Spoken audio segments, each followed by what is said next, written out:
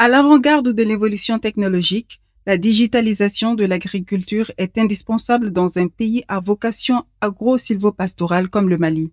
Cette modernisation des techniques agricoles à travers l'agriculture de précision s'étend de plus en plus dans notre pays grâce à la société Energizing Farming qui utilise des drones équipés de capteurs multispectraux.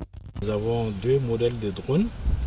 Le premier qui est là, il est équipé de caméras multispectrales, qui permet à cet appareil de détecter les zones de maladie dans un champ et les zones où il y a des problèmes d'engrais ou bien les zones où il y a des problèmes hydriques.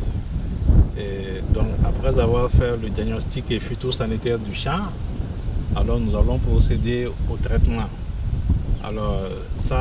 Pour le traitement, nous avons un deuxième drone qu'on appelle le drone pulvérisateur qui est équipé de réservoir qui peut faire la pulvérisation de 10 hectares en 1 heure de temps.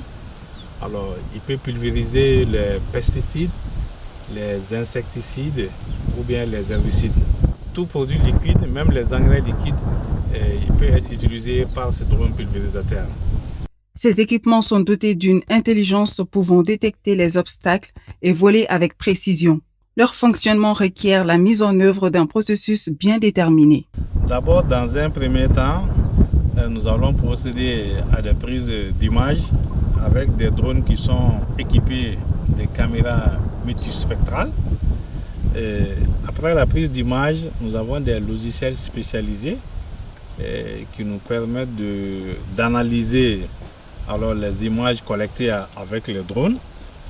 Nous appliquons dans ces cas l'indice de végétation normalisé, faire un zonage du champ qui nous permet de savoir quelles sont les zones moins fertiles dans le champ ou les zones qui sont fertiles, ou bien est-ce qu'il y a des insectes ravageurs qui s'apprêtent à attaquer le champ, ou bien même s'il y a le stress hydrique.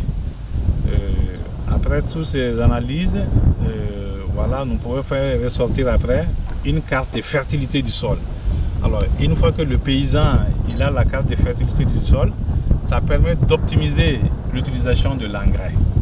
En plus de permettre de mieux comprendre et analyser les besoins physiologiques des cultures, cette technologie apporte beaucoup plus d'avantages que les méthodes manuelles.